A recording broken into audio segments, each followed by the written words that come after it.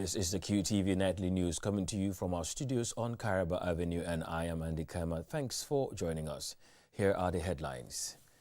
On his return from Ohio in the United States, where he received the 2024 African Heroes Award, respected statesman and politician Honorable Sidi Jada said the award has re-energized and further committed him to continue advocating for the betterment of the Gambia. The Alcalo of Brufut, Pa Malamin Mane, is calling on the public to pay their annual rates and taxes for the development of the Gambia.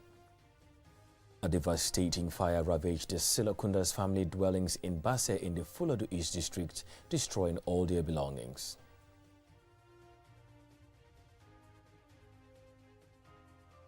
In international news, Nicaragua has brought a case before the International Court of Justice in The Hague to end Germany's support to Israel. Those were the headlines, and now look at the stories in detail.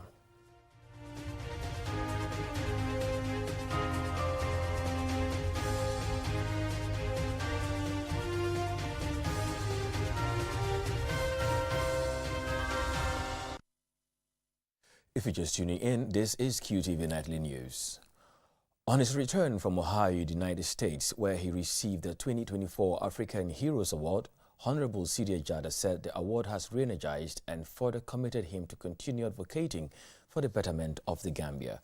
Aliu Caesar reports. A respected statesman and politician, Sidi Jada, received the award for his contribution to the Gambia's education system and political awareness. Mr. Jada, a linguist and senior figure of the PDOIS party, received the award at the Africa Heroes Night event at the Ohio University, organized by its African Students Union. On arrival at the Banjul International Airport, this proud and sizable crowd is on hand to accord him a befitting welcome. He said the award shows that people outside the Gambia are following what he is doing in the country, which confirms that sometimes people are bigger outside than in their countries. For me, it has energized me. It has made me more committed to what I have been doing. So what has happened in Ohio is a culmination of a series of monitorings since what I have been doing in London up to here, up to date. This is the culmination. I'm not the only competitor. There were many competitors. It was voting. It amounted to voting. Gambians in the university are less than 30. Nigerians are over 800. Ghanaians also are more. But none of them won. Not because they have not done anything, but there is something that is much more than what they have been doing. I think that's what is the determination. The former Woolly East National Assembly member has this advice for Gambians, particularly the young people, in promoting our national languages. And you must do what is of interest to people, not what is interest to you. And what I do is not only in the interest of the Gambia, but it's in the interest of the continent, because I'm advocating for the languages of the continent to be promoted to become languages of work on the continent, so that there will be a link with what is happening in the school system and what is in the home. But currently there is a disconnect between the education system. What is happening in the home is not what is happening in the school. The parents don't know what the child is doing. If the language and the language of the home is the same language which is used in the school system, everybody will participate. Education would have been in the skies by now. Honorable Soebu Ture of Woolly East, Honorable Musa Cham of Serakunda, and Deifama Seka Cham, all members of the PDOIS party, welcome Sidi Jata's award as a national honor that also celebrate. They described Honorable Jata as a man of unquestionable character and integrity. This is a person or a man who has taken up the responsibility from 1986 to turn the country up and down, to create a lot of initiatives, a lot of projects, illiteracy projects, to ensure that the Gambian people become literate and become enlightened. It is evident that DOI is the only party in this country that talks about how to address the needs and the aspirations of the people. So we are very happy. This is not for DOI, this is for the whole Gambia. So we are happy. The African Heroes Award was established to honor and celebrate the release from prison of Nelson Mandela, the former president of South Africa, who first received the award in 1991. The award celebrates individuals who contribute significantly to the development and advancement of both the African continent and people of African descent. Since then, the African community at the Ohio University has continued to recognize individuals who make meaningful contributions to Africa and its diaspora. Reporting for QTV News, I am Aliu Caesar. The Alcalde of Brufut, Pa Lamin Mane, is calling on the public to pay their annual rates and taxes for the development of the Gambia. He was speaking after the Corate prayers on Wednesday. Lamin Dabo was there and he filed this report. Delivering his traditional Corate speech after the Idul Fitr prayers, the Alcalde of Brufut, Pa Lamin Mane, said paying rates and taxes is an obligation and requirement enshrined in the Constitution and other laws of the country. My fellow Muslims, my fellow Gambians, let's pay our taxes as it is obligatory on us. Brufut is a big community, but the truth is that only 30% of the population pay tax annually. And why that? From the Quran and the Constitution of our country, both states that the country cannot develop in the absence of paying tax. On behalf of the chairman of Brufut Village Development Committee, Abdullah K. Mane, the VDC treasurer, says the development of every community relies greatly on the significant contribution by its youthful population, who serve as the engine of development. As Alcalde has alluded to during his speech at the congregation, regarding the payment of rates and taxes, which is very fundamental. As we all know, this country is a tax-based economy. People have to be paying their tax, which is very important. On that note, I also want to urge the community of Brufut, as Alcalde mentioned in his speech, elders and the youths particularly, because many able youths are in this community now, who are definitely in a position to pay taxes. So please, I want to urge everybody to pay their rates and tax on time. Mama Sano Mane, a resident of Brufut, underscores the importance of paying rates and taxes on time. Yirwa akumata bake masaka mene keno wolomu kasilol do ku molie kaloptano loka karambungo lo molie na fa wolto hadama. Development is very important.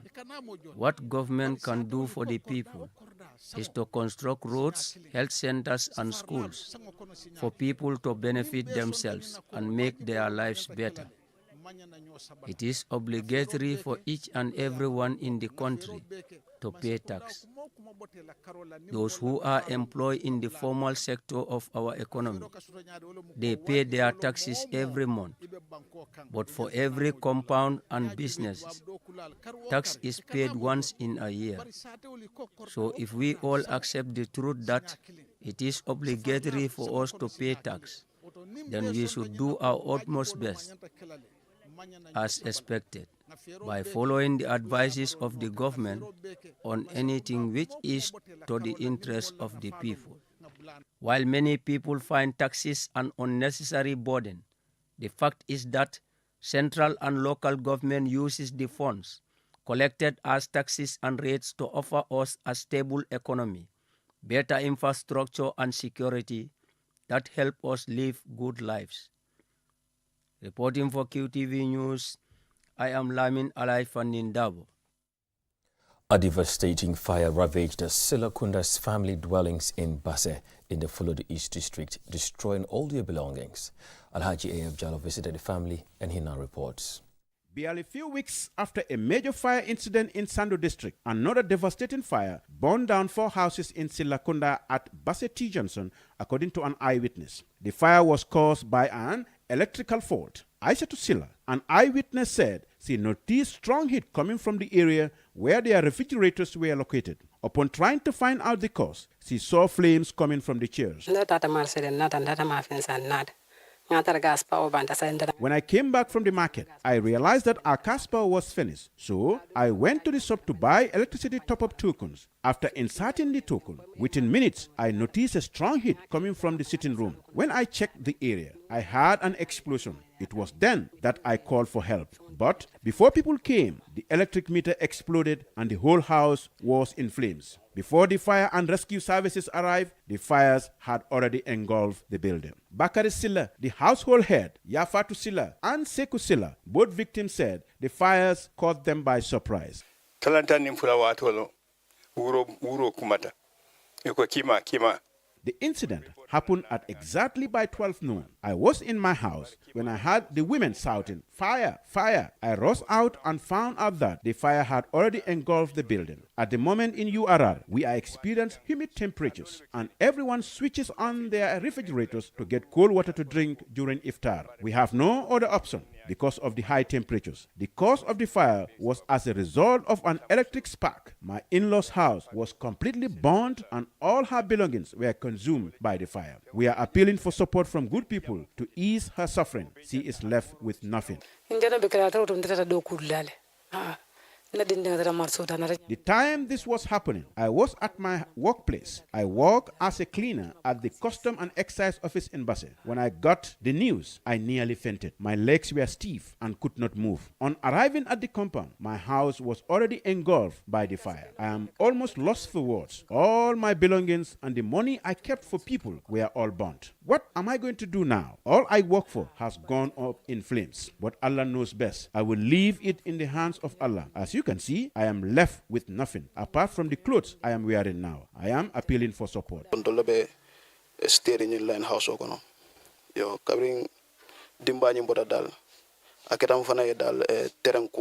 We all live in this building. This came as a surprise to us. We are all shocked. I was in my house when I heard women shouting at the top of their voices, "Fire! Fire!" I went straight to switch off the meter, but could not get close due to the strong heat. Alhamdulillah, we have to associate everything to the will of Allah. I want to join the family to appeal for support from anyone who can come to our aid. When the fire started, neighbors and the fire rescue services tried to put it out to stop it from spreading to another neighborhood. This region has recently witnessed temperatures exceeding 45 degrees Celsius. This has caused the increase in the use of electrical appliances. Anyone willing to help this family can contact QTV by email on news@qtv.gm or telephone during office hours 33 For QTV News, I am Alaji F. Jah. We'll now go for a commercial break. When we return, we have more local and international stories. Do stay tuned. Gambia is proud to host the 15th OIC Summit on the 4th and 5th May 2024, the second largest gathering of world leaders, kings, presidents, rulers, prime ministers, along with delegates from 57 member countries of the Organization of Islamic Cooperation will gather in our beloved nation for this historic event. The theme of the summit is enhancing unity and solidarity through dialogue for sustainable development. It's a platform to foster cooperation, promote peace and drive sustainable development across the Ummah and the world at large. We call on all Gambians to unite and support the government as it strives to host a memorable and successful event. Let's showcase our hospitality, culture and the beauty of the Gambia to the world. Join us in making history. Let's stand together, united as one, to ensure the 15th OIC Summit in the Gambia is an event to remember. Together, we can make a difference.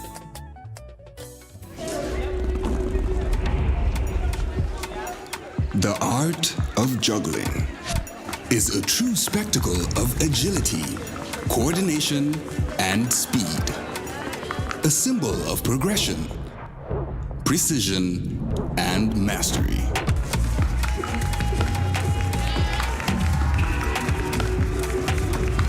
"5G speed is like having the juggler in your pocket. With lightning-fast download and upload speeds, you'll easily be able to juggle even the busiest workdays. Whether you're a busy entrepreneur, a creative, or just someone who wants to stay connected. Juggle your tasks with ease with QCell 5G speed. The future is here. It's fast, reliable, and efficient. First brought to you by QCell. We innovate, others follow.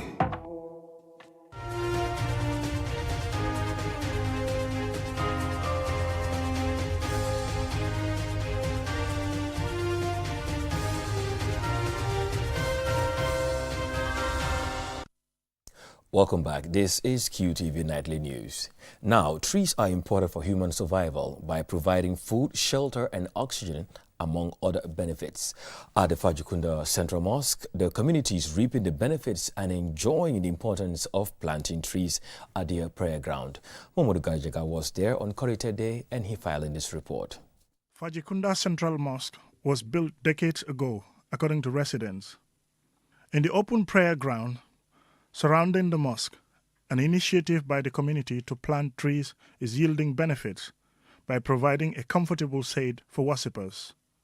On Eid days, during prayer, these trees shield worshippers from the direct rays of the sun, making worshippers very comfortable. Sekou Cisse is a resident of Fajikunda.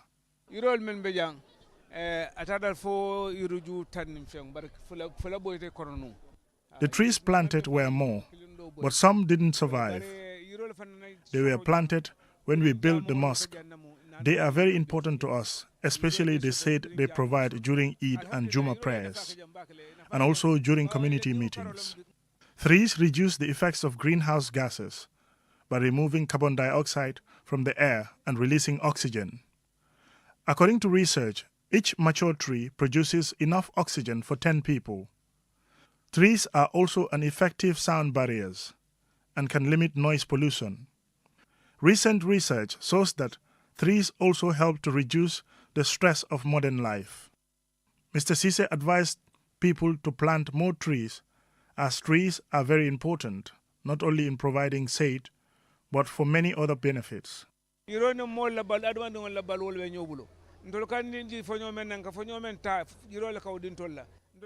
Trees are a source of survival for people. They are a source of oxygen for us. And the air we breathe is what trees use as well. I am urging everyone to try and plant trees. Climate change poses a fundamental threat to places, species, and people's lives and livelihoods, which makes the fight against climate change everyone's responsibility. Some of its effects are already here, but we have it within our hands to do something, however little. Most of the open prayer grounds in the Gambia are with less or without trees, making worshippers endure heat under the rays of the sun. At Fajikunda Central Mosque, though, worshippers are enjoying the fruits of their labor. Mumudu Gajaga, KTV News. We'll now shift our attention to news outside the country.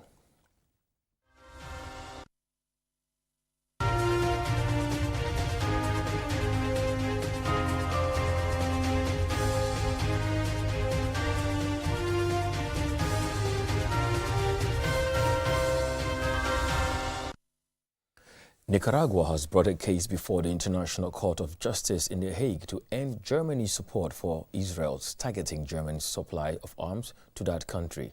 The case claims Germany's support violates the Genocide Convention. Jenna Basonko has the details. The Genocide Convention was the first human rights treaty adopted by the General Assembly of the United Nations in 9 December 1948 and signified the international community's commitment to the never again principle after the autocracies committed during the Second World War. Germany and Israel are two of more than 150 countries party to the convention, along with the small Central American country of Nicaragua. Each signatory has the legal responsibility to uphold the convention's provisions and reserves the right to formally accuse another of violating them. Israel has bombarded the Gaza Strip. The resulting death toll has exceeded 32,000 people, or more than 1.5% of the population, according to the Hamas-run health authority. Many thousands more are missing. Some aid organizations have said the figure could be an undercount.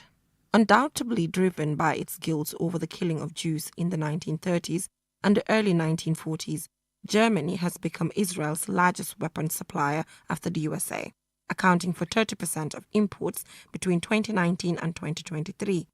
According to CEPRI, Conflict Research Institute, despite recent statements to the contrary by German government officials, German support had tended to be total and unconditional. The German government green-lighted considerable additional deliveries of weapons following the October 7, 2023 attacks by Palestinian organization Hamas, which left 1,400 Israelis dead. The International Court set aside 2 days, April 8 and 9, to hear the case, with Nicaragua and Germany getting 1 day each to present oral arguments. A ruling could follow within weeks. International law would benefit from clarification with respect to the actions that a state must take to abide by these obligations, said international law professor Basse. Nicaragua claims against Germany presents a concrete case within which those issues can potentially be examined. While case proceeds, so does the war at the heart of the court proceedings. Reporting for QTV News, I am Jennifer Sonko.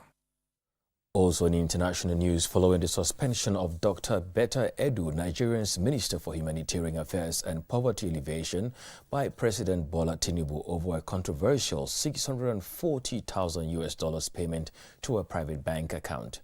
The country's Economic and Financial Crimes Commission, in a shocking disclosure, announced the recovery of $24 million as part of their ongoing investigation. More in this report by Ansumana Esonyasi.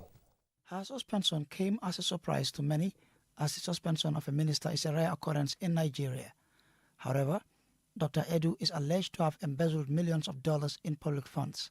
Despite having denied any wrongdoing at the time of her suspension, the country's Economic and Financial Crimes Commission's findings into those allegations has since led to the recovery of $24 million. Furthermore, the Commission also revealed the discovery of her inappropriate approval of funds that were traced to at least 50 bank accounts. EFCC Chairman Ola Olukoyede Tuesday told reporters that they found many angles to examine and that what the investigation revealed so far is no child's play. Her case has received widespread condemnation from members of the public and CSOs, with many calling for the prosecution of public officials engaged in corrupt activities at the expense of the population. However, the EFCC chairman urges Nigerians seeking redress to give the agency time to finish its probe thoroughly and gave an assurance that the recovered funds were already in the coffers of the federal government. Meanwhile, former Central Bank Governor of Nigeria, Godwin Emefiele, one of several senior officials also under investigation, has pleaded not guilty to 26 new charges brought against him by the Economic and Financial Crimes Commission. The charges include allegations of exchange rate violations and unauthorized allocation of $2 billion in foreign exchange during his tenure. A court in Lagos ordered Emefiele to be remanded in custody until the case resumes on Thursday. The former central bank governor is already facing trial on 20 separate charges in Abuja, including unlawfully withdrawing $6.2 million from the central bank. Ansmane Sonyasi for KTV News. Before we end this bulletin, here's a recap of the headlines. On his return from Ohio in the United States, where he received the 2024 African Heroes Award, respected statesman and politician Honorable Sidia Jatta said the award has re-energized and further committed him to continue advocating for the betterment of the Gambia. The Alcalo of Brufut, Pa Malamin Mane, is calling on the public to pay the annual rates and taxes for the development of the Gambia. A devastating fire ravaged the Silakunda's family dwellings in Basse in the Fuladu East district, destroying all their belongings. The community of Fajikunda is reaping the benefits and enjoying the importance of planting trees at their prayer ground around their central mosque. Nicaragua has brought a case before the International Court of Justice in The Hague to end Germany's support to Israel, targeting Germany's supply of arms to that country. That's all we have for you in this bulletin. Join us at 8 p.m. for another bulletin. Thanks for watching.